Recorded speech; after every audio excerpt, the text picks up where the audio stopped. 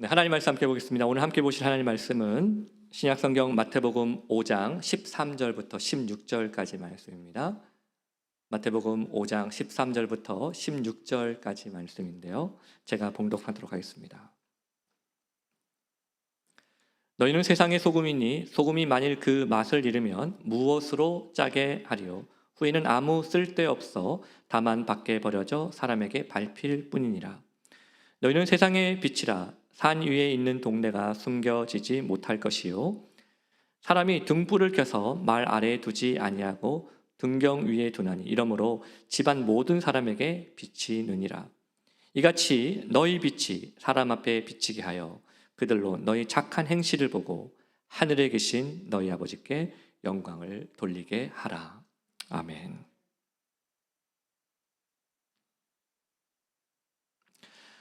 여러분, 우리는 주님의 움직이는 교회입니다. 교회는 단지 건물을 말하는 게 아니에요.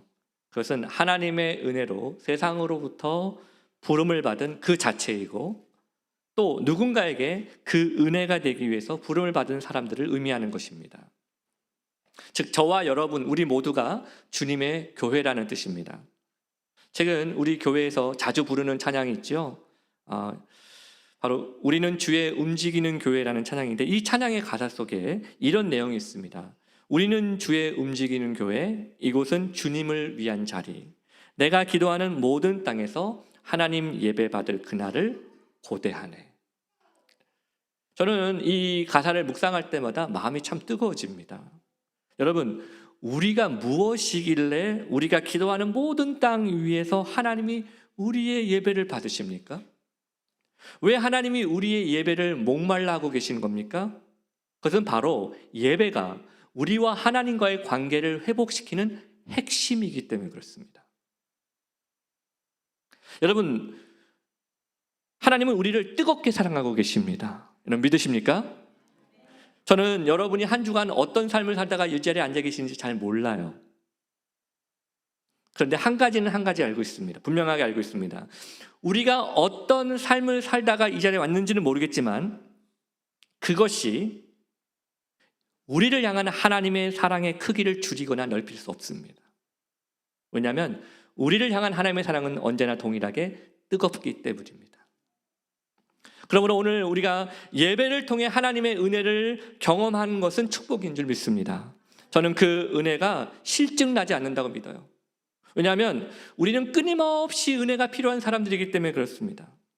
저는 여기 계신 우리 모두가 마치 하나님의 은혜를 삼투압처럼 늘 빨아들일 수 있는 그런 은혜를 인생을 사시기를 다시 한번 주님의 이름으로 축원드립니다. 그래야 하나님이 나를 사랑하시다는 것이 내가 자격이 있어서 나를 사랑하는 것이 아니라 그분이 은혜의 하나님이시기 때문이라는 것을 믿게 되는 것이죠. 그래서 그 은혜는 우리로 하여금 위를 바라보게 합니다. 우리 골로새서 3장 1절 말씀 다 같이 한번 읽어보겠습니다. 시작. 그러므로 너희가 그리스도와 함께 다시 살리심을 받았으면 위의 것을 찾으라. 거기는 그리스도께서 하나님 우편에 앉아 계시느니라. 아멘. 그런데요, 저는 하나님의 은혜로 세상으로부터 부름받은 사람들은요, 그렇다고 항상 위만 보는 건 아니라 생각해요. 왜 그런지 아세요? 그리스도인은 예수님의 시선이 향하는 곳에 그 시선이 함께 머물러야 하는 사람이기 때문에 그렇습니다. 아마도 오늘 우리가 읽은 이 본문은 여러분에게 익숙한 본문일 것입니다. 너희는 세상의 소금이요 너희는 세상의 빛이다. 여러분, 이 성경 구절은 제가 보니까 기독교에서만 쓰는 게 아니고 기독교 밖에서도 종종 인용되는 구절이 있더라고요. 제가 언젠가 인터넷에서 우연히 불교 조계종 행사에서 한 스님이 이렇게 말하는 것을 들은 적이 있어요. 불자 여러분은 세상의 빛과 소금 같은 분들입니다. 제가 거의 아멘 할 뻔했어요.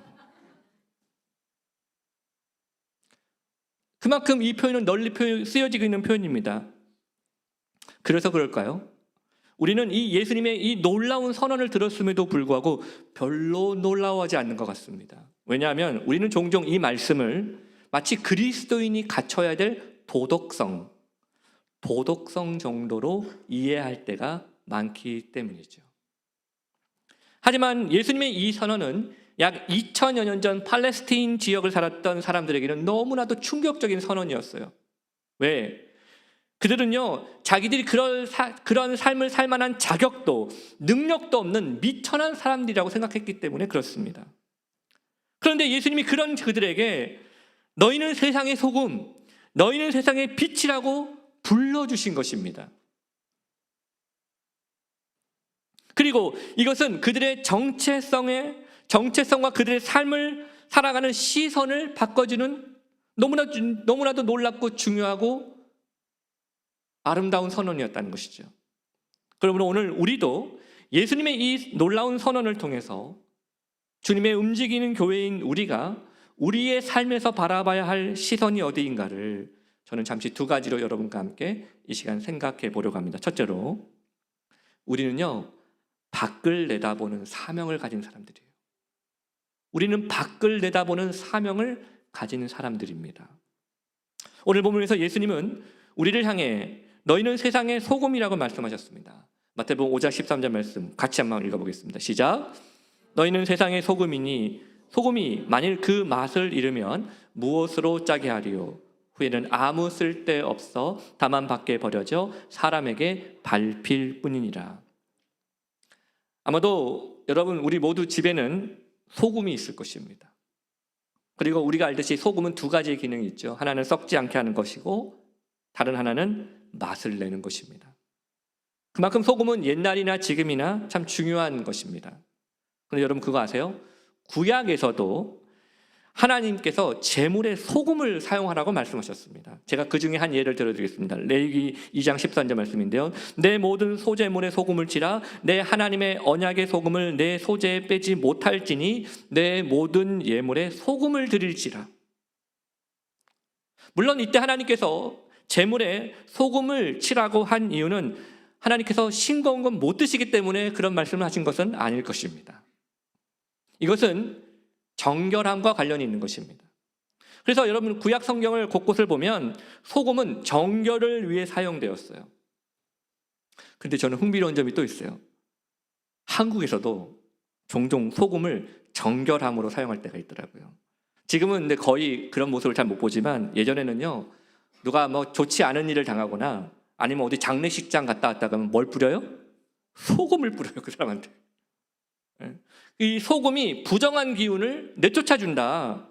그런 무속신앙에서 나온 하나의 풍습이었는데요. 그러니까 여러분, 아내 여러분, 남편이 마음에 안 든다고 소금 확 그러면 안 됩니다, 여러분. 소금은 음식에만 이렇게 넣어주시면 되겠습니다. 아무튼 오늘 본문에서 예수님도 소금을 말씀하셨어요. 그리고 특별히 소금이 가진 짠맛에 대해서 언급을 하셨습니다. 근데 아마 눈치가 빠르신 분들은 예수님의 이 말씀에서 뭔가 이상하다라는 것을 느끼셨을 것입니다. 뭐죠? 소금이 그 맛을 잃을 수가 있을까요? 안 짠 소금도 있단 말입니까? 언젠가 제가 같은 본문을 가지고 설교했을 때도 이미 설명을 드렸습니다만 이것은 당시의 소금이 만들어지는 과정을 이해하셔야 됩니다. 당시의 소금은요, 오늘날의 소금처럼 잘 정제된 소금을 말하는 게 아니었습니다. 그 당시의 소금은요, 엄밀히 말하면 소금 돌덩어리였습니다. 그래서 시간이 흐르면 그 돌덩어리에서 짠맛이 흘러나가고 그리고 다 빠져나가면 그 소금은 당연히 뭐가 되는 거예요? 그냥 돌덩어리가 될 뿐이었다는 거예요. 그래서 예수님도 오늘 소금이 만일 그 맛을 잃으면 아무 쓸데없어 그저 밖에 버려져 사람들에게 밟힐 뿐이다라고 말씀을 하셨던 것입니다. 그런데 여러분, 오늘 예수님께서 소금이 그 맛을 잃어버렸다는 것을 말씀하셨던 것이 도대체 우리에게 무엇을 의미하고 있는 것일까요?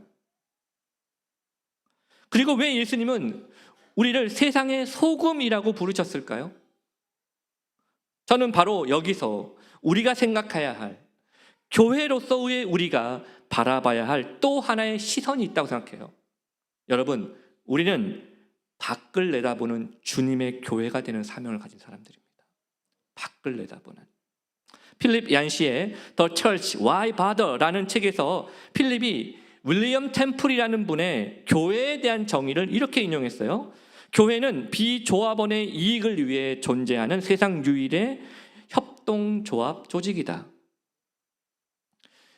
그의 정의에 따르면 교회가 이 땅에 존재하는 이유가 뭐라는 거예요? 단지 교회 회원, 교회에 출석하는 사람들만을 위한 것이 아니라는 것이죠. 교회는 교회 안에 있는 사람뿐만 아니라 교회 밖에 있는 사람을 위해서도 존재해야 된다는 것입니다. 즉 우리가 바라볼 또 하나의 시선이 뭐예요? 밖이라는 것입니다. 여러분 흙냄새 맡아보신 적 있으세요? 흙냄새? 제가 어릴 적에 방학 때면 시골에 사시는 저희 외할머니 댁에 자주 방문을 했었거든요. 그리고 할머니가 사시는 그 마을에 들어갈 때면요, 언제나 저의 코를 찌르는 냄새가 있었습니다. 그것은 뭐냐면 그 집 근처 밭에서 나는 흙냄새였어요. 흙냄새. 이 도시 깍쟁이, 도시에 살다가 온 저로서는 그 냄새가 그다지 유쾌하지가 않았어요. 왜냐하면 그 흙에는 거름이 섞여 있었기 때문이었습니다. 거름. 그래서 언제나 차에서 내릴 때면 얼굴을 찡그렸던 기억이 제게 남아 있습니다. 하지만 우리 할머니는 그날 저녁에 그 거름에 섞인 밭에서 나온 야채를 가지고 저에게 맛있는 음식을 만들어 주시긴 하셨습니다. 유명한 전도자 루이스 팔라우가 교회를 이렇게 표현을 했습니다. 교회는 거름과 같다. 그분의 설명을 따르면 이런 것입니다. 만약 거름을 한 곳에 쌓아두기만 하면 온 동네에 악취만 풍길 뿐이라는 거예요. 하지만 그 거름을 골고루 잘 뿌려주면 세상을 풍요롭게 한다는 것이죠. 그런 의미에서 교회인 우리도 거름과 같다라고 말씀을 드리고 싶어요. 여러분, 예배 자리에 우리가 이 시간 함께 이렇게 모여 있고 섬김의 자리에 우리가 함께 모일 수 있다는 것은 참 아름다운 일일 것입니다. 그런데요, 모이기만 해서는 안 됩니다. 모여서 힘을 얻었다면 그 다음은 우리의 밭으로 흩어지는 것이죠. 모이기만 하는 교회는요, 언젠가는 결국 악취만 나요. 하지만 교회가 세상으로 흩어지면 세상을 풍요롭게 만들 수 있는 것입니다. 여러분, 걸음끼리 모이면 악취만 나는 곳이 되지만 흩어지면 세상을 풍요롭게 하듯이 소금이 그 맛을 잃어버려야 한다면 그 장소는 소금끼리 모여 있는 곳이 아니라 그 소금이 필요한 썩어질 곳이어야 한다는 것이죠. 즉 주님의 움직이는 교회가 된 우리가 소금처럼, 아니 거름처럼 사용되어야 될 곳은 단지 이 건물 안이 아니라는 것입니다. 이 건물 밖, 우리의 삶의 밭에서야 하는 것이죠. 그러므로 우리가 이 자리에 모인 이유도 단순히 우리의 목을 적시고 우리의 배를 채우기 위함이 아니어야 합니다. 선교도 마찬가지예요. 우리는 종종 선교를 교회가 준비가 되면 가는 거라고 생각할 때가 있어요. 물론 그 말도 일리가 있습니다. 그런데 선교가 교회의 본질이라는 사실을 여러분 믿으신다면 우리가 선교를 준비함으로 교회가 교회다워진다는 것도 아셔야 돼요. 사랑하는 여러분, 지금 우리의 시선은 이 건물 안에만 머물러 있는 거 아닙니까? 아니면 우리의 시선은 이 건물 밖, 그리스도의 복음과 사랑과 용서가 필요한 곳에 향하고 계십니까? 마지막 두 번째입니다. 여러분, 우리는요, 사람에게 빛을 비추기 위해 모이는 사람들입니다. 제가 두 번째 걸 안 줬죠? 죄송합니다. 네. 사람에게 빛을 비추는 교회입니다. 여러분, 사막에 오아시스가 있습니다. 그 오아시스에는 사막을 지나가는 사람들이 모이는 곳이에요.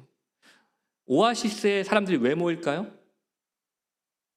누가 시켜서 모이는 게 아니에요. 사람들에게 물과 그늘을 줄 수 있기 때문에 자연스럽게 모이는 것입니다. 그렇죠? 저는요, 교회도 마찬가지라고 생각해요. 여러분, 어떤 교회를 오고 싶어 할까요? 맛있는 점심이 있는 교회? 물론 뭐 그것도 뭐 의미가 있습니다. 하지만 그것 때문에 교회에 오는 거라면 나중에 더 맛있는 점심 주는 교회 생기면 어떡하려고요? 그때는 메뉴 따라서 가시려고요? 그럴 분은 아마 여기 아무도 안 계실 거라고 생각합니다. 자, 그렇다면 왜 사람들이 교회를 오고 싶어 할까요? 저는 당연히 그러니까 어떤 교회를 오고 싶어 할까요? 당연히 은혜가 베풀어지는 교회를 생각해요. 은혜가 베풀어지는 교회. 하나님의 은혜를 사모하고 그 받은 은혜를 서로에게 베푸는 사람들이 모여 있는 곳, 사람들이 거기에 가고 싶어 하는 것이죠. 거기에 모이고 싶어 하는 것입니다. 반면에 이런 교회는 어떨까요? 교회에 갔더니 사람들이 자꾸 경쟁만 하려고 그래요. 자꾸 비판만 하려고 그래요. 나와 생각이 다른 사람하고는 인사도 안 하고 눈도 안 마주쳐요. 밥도 같이 안 먹어요. 여러분, 그런 교회는 뭐가 결핍된 것입니까? 은혜가 결핍된 것입니다. 필립 얀시가 같은 책에서 폴 트루니에라는 분의 말을 이렇게 인용했어요. 사람은 혼자 할 수 없는 일이 두 가지가 있다. 하나는 결혼이고 또 하나는 그리스도인이 되는 것이다. 여러분, 사람들이 언제 교회로부터 가장 상처를 많이 받는 줄 아세요? 교회 안에 은혜보다 율법이 더 강하게 작동되고 있을 때예요. 서로 함께 서로가 서로를 붙잡아주고 나와 다르다는 이유로 서로를 멀리하는 교회가, 그러니까 다시 말하면 서로가 함께 붙잡아 줘야 되는데 나와 다르다는 이유로 서로 멀리하는 교회를 사람들이 실망합니다. 왜 그럴까요? 은혜가 결핍되었기 때문에 그렇습니다. 은혜가.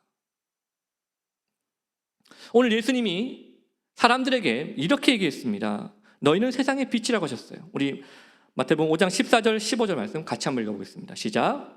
너희는 세상의 빛이라. 산 있는 동네가 숨겨지지 못할 것이요 사람이 등불을 켜서 말 아래에 두지 아니하고 등경 위에 두나니 이러므로 집안 모든 사람에게 비치느니라. 여러분, 산 위에 있는 동네는요 누가 봐도 잘 드러나요. 저기 산 위에 집이 있네, 딱 보이죠. 가려질 것이 없기 때문에 그렇습니다.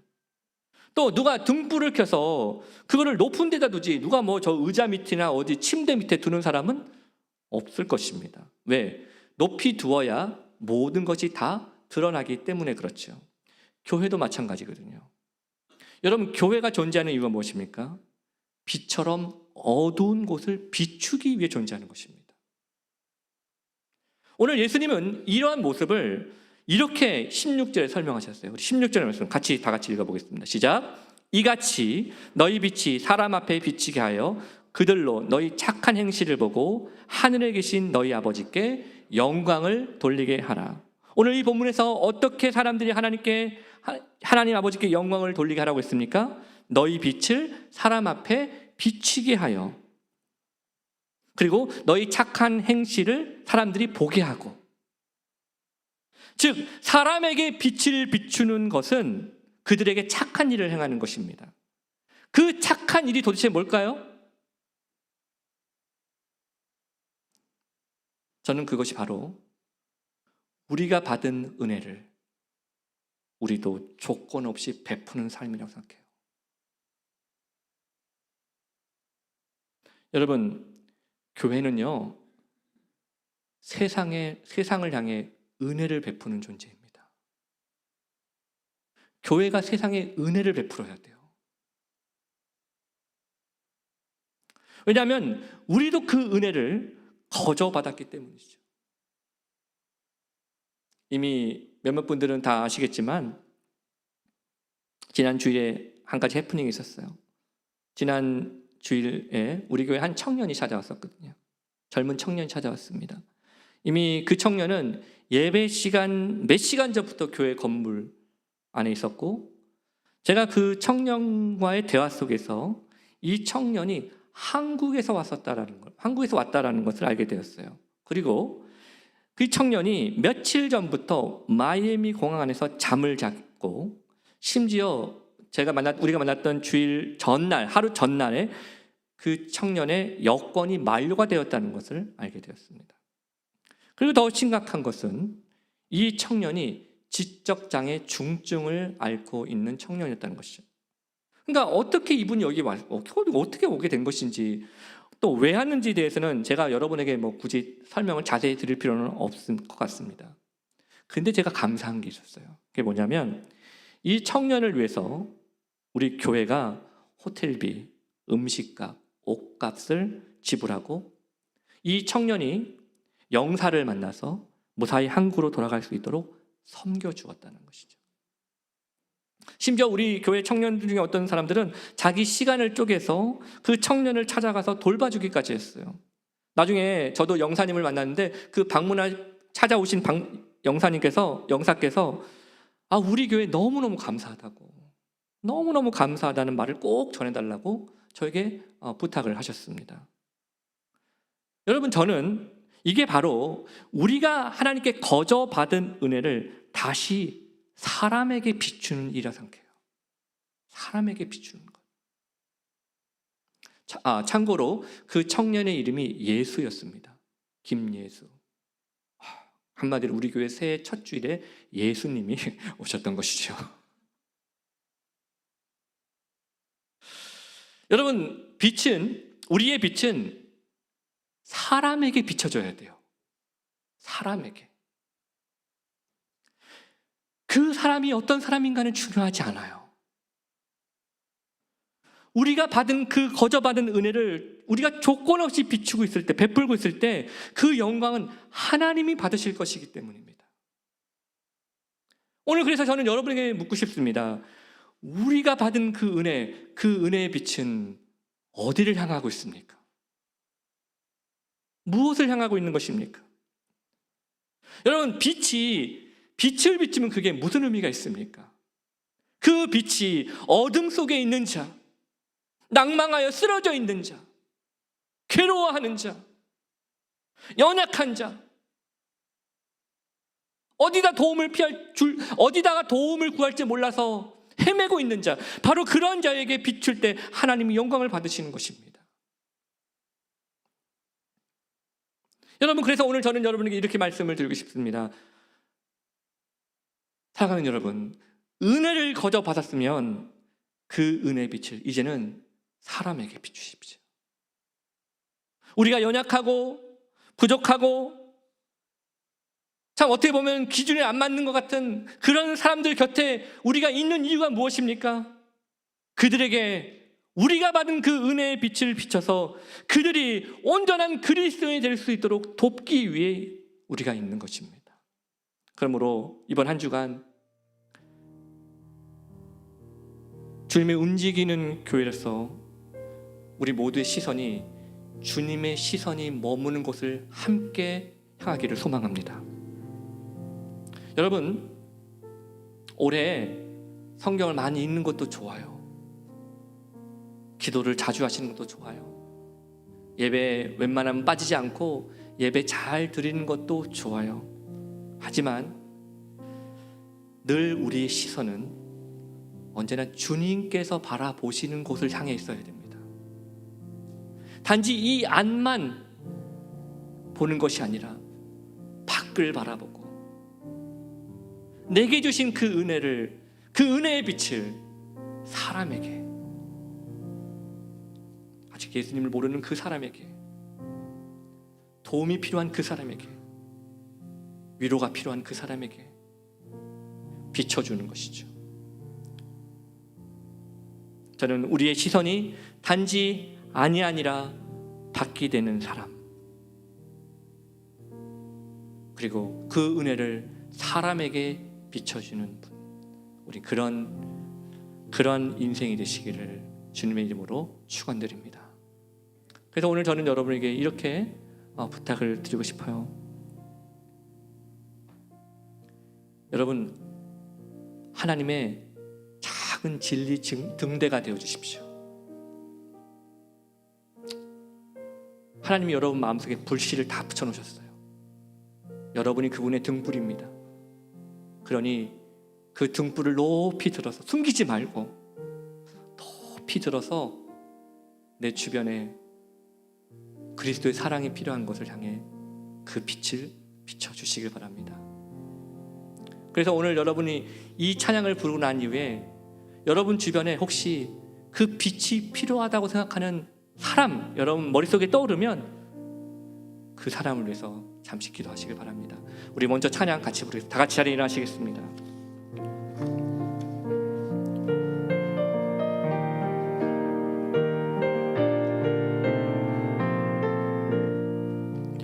하나님의 진리 등대 길이 빛나니 우리들로 등대되어 주의 사랑 비추세. 우리 작은 불을 켜서 험한 바다 비추세. 물에 빠져 헤매느니 건져내어 살리세. 죄의 밤은 깊어가고 성난 물결 설렌다. 어디 불빛 없는가고 찾는 물이 많구나. 우리 작은 불을 켜서 험한 바다 비추세. 물에 빠져 헤매느니 건져내어 살리세. 너의 등불 돋우어라. 거친 바다 비춰라. 빛을 찾아 헤매느니 생명선에 건져라. 우리 작은 불을 켜서 험한 바다 비추세. 물에 빠져 헤매느니 건져내어 살리. 우리 작은 불을 켜서 험한 바다 비추세.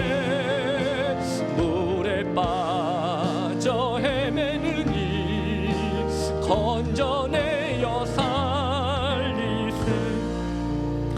우리 작은 불을 켜서 험한 바다 비추세.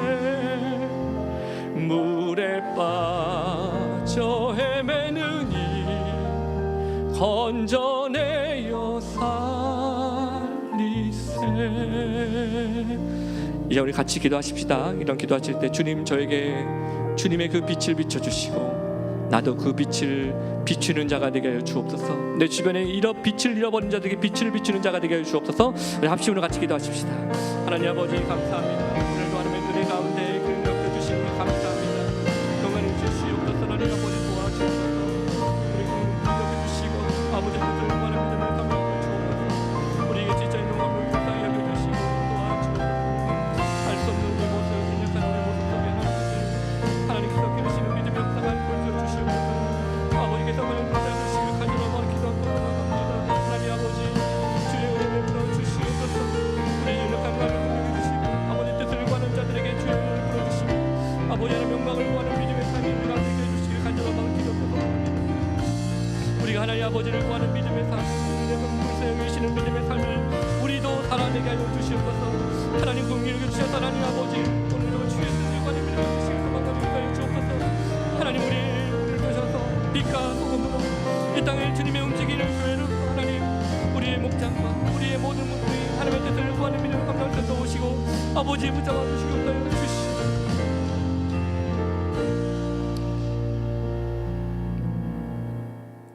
이제는 우리 주 예수 그리스도의 놀라우신 은혜와 하나님 아버지의 크신 사랑하심과 성령님의 인도 교통 보호하심이 오늘 주의 말씀을 듣고 너희는 세상의 소금 빛이라고 말씀하신 그 주님의 은혜의 말씀, 놀라운 선언의 말씀을 듣고 이제 우리도 썩어지고 우리도 그 빛을 비추게 하여 우리의 시선을 그저 안이 아닌 밖을 향해 내비쳐 주님의 시선이 향하는 곳에 우리의 시선이 멈춰 사는 인생을 살기를 소망하는 우리 귀한 성도들 머리 위에 그 가정과 학업과 진로 위에 주님의 몸된 교회와 나라와 민족 위에 이제부터 영원토록 함께 있을지어다. 아멘.